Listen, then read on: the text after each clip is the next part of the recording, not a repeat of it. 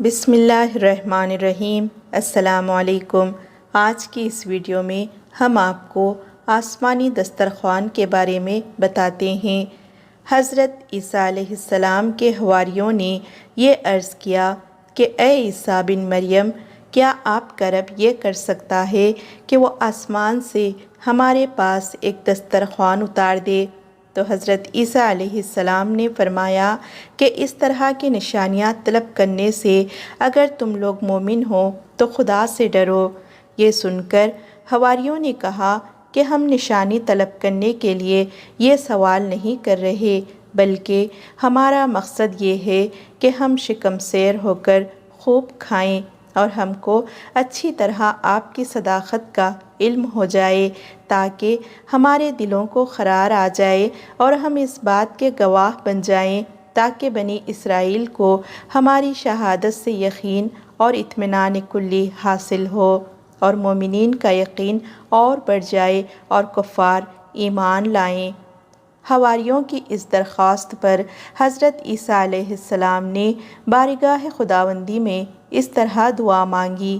اے رب ہمارے، ہم پر آسمان سے ایک خوان اتار کہ وہ ہمارے لیے عید ہو، ہمارے اگلے پچھلوں کی، اور تیری طرف سے نشانی، اور ہمیں رزق دے، اور تو سب سے بہتر روزی دینے والا ہے۔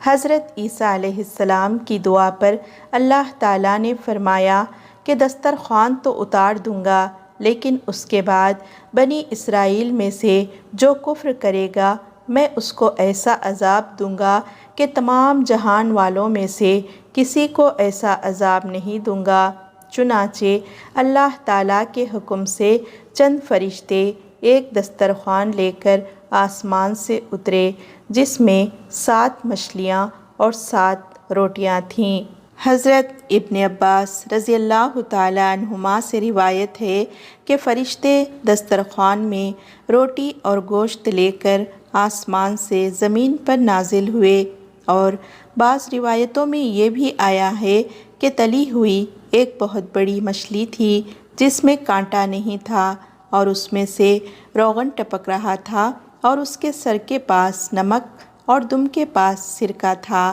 اور اس کے ارد گرد قسم قسم کی سبزیاں تھیں، اور 5 روٹیاں تھیں، ایک روٹی کے اوپر روغن زیتون، دوسری پر شہد، تیسری پر گھی، چوتھی پر پنیر، 5ویں پر گوشت کی بوٹیاں تھیں۔ دسترخوان کے ان سامانوں کو دیکھ کر حضرت عیسیٰ علیہ السلام کے ایک حواری شمعون نے کہا، جو تمام حواریوں کا سردار تھا، کہ اے روح اللہ، یہ دسترخوان دنیا کے کھانوں میں سے ہے یا آخرت کے؟ تو آپ نے فرمایا کہ یہ نہ تو دنیا کے کھانوں میں سے ہے نہ آخرت کے، بلکہ اللہ تعالیٰ نے اپنی قدرت کاملہ سے تمہارے لیے اس کھانے کو ابھی ابھی ایجاد فرما کر بھیجا ہے۔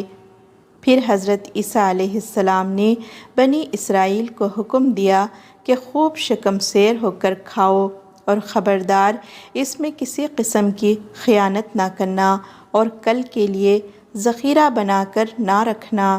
مگر بنی اسرائیل نے اس میں خیانت بھی کر ڈالی اور کل کے لیے ذخیرہ بنا کر بھی رکھ لیا۔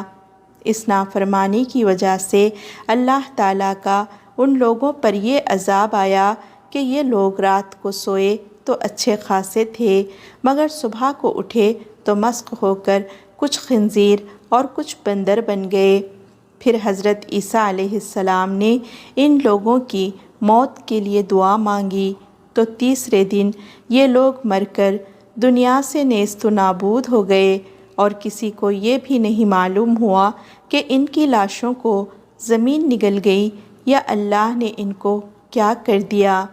اللہ تعالیٰ نے اس عجیب اور عظیم الشان واقعے کا تذکرہ قرآن مجید کی سورہ مائدہ میں فرمایا ہے، اور اسی واقعے کی وجہ سے اس سورہ کا نام مائدہ رکھا گیا۔ مائدہ دسترخوان کو کہتے ہیں۔